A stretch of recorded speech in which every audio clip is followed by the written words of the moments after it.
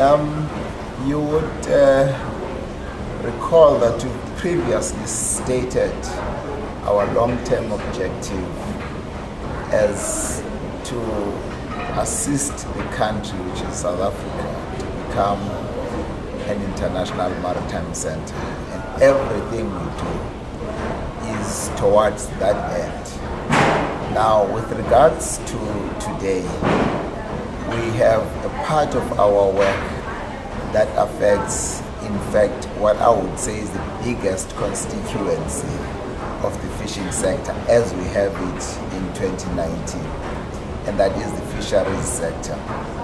Now, there has been over a long time, because of how that subsector has evolved, the fishing industry generally has really not given full appreciation to employee rights as it should.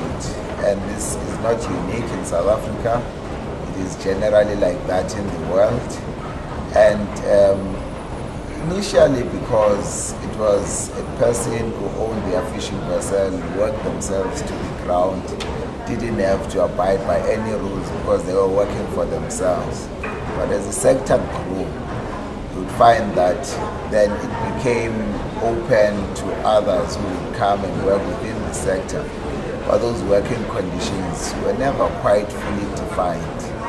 And that led to what was perceived as a large-scale human rights abuse, or rather employee rights abuse, to those that work within the sector.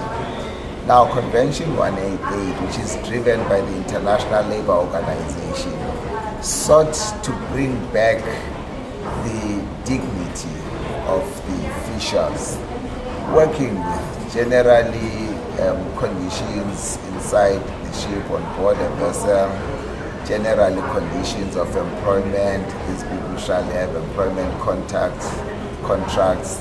They will have proper diet on board. The boarding facilities on board a fishing vessel will comply with certain minimum standards and any such other issues that relate to the conditions of employment.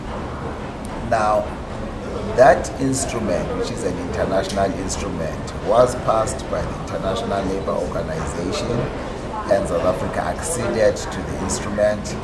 We worked very, very quickly to give effect and to even start working to make sure that international shipping fishing vessels comply with that. We are the first country and have run quite far ahead. And in this regard, I would want to thank Captain Nigel Campbell, who has been the champion of the safe working practices within the fisheries sector. And the implementation mechanism, again, is port state control on fishing vessels.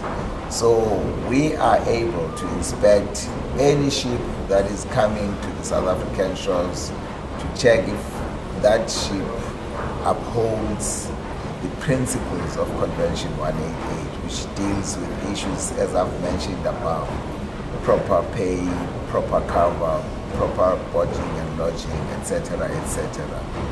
Now, that work did not go unnoticed. We were required to go and present at a workshop in Southeast Asia. We sent our Selwyn Bailey there, and apparently the lessons that he shared with our counterparts in Southeast Asia were such that they wanted to come here and check just how we do it. The structure of the 5-day workshop is that we're dealing with presentations as it were today. We are going to laying out the structure of the law that we use, institutional arrangements. We've got the sea fisheries, which is Department of Environment, Forestry and Fisheries, the Fisheries Department. You've got SAMSA, which is ourselves. We've got the Department of Labour. Somehow South Africa has managed to get this thing working in harmony because we have one instrument, which is the Merchant Shipping Act. So we're having those discussions put a rider today to say that it is an industry you would want to see growing. So notwithstanding the fact that we need to get it to comply, to regulate it, it is again to test for where the balance is so that you have a sustainable development, which is another NCAP principle that SAMSA uses, the sustainable development of the subsector, which sees a growing industry, but one industry that respects the environment and that respects the human relations in respect of that environment. It's going to carry on for the whole week. The first part, as I mentioned, is all the boardroom stuff, questions, answers, presentation, alignment, institutional arrangement. The second part is going to be on the job experience that we're going to take our counterparts through. We've got a fully established regime, and it is that regime that we shall put to test. And again, I would love to thank the SAMSA technical staff. I think in the spirit of what we have said South Africa has to be, we're well underway to becoming that country that has influence in terms of the maritime shipping matters in the world. Thank you. So thank you very much.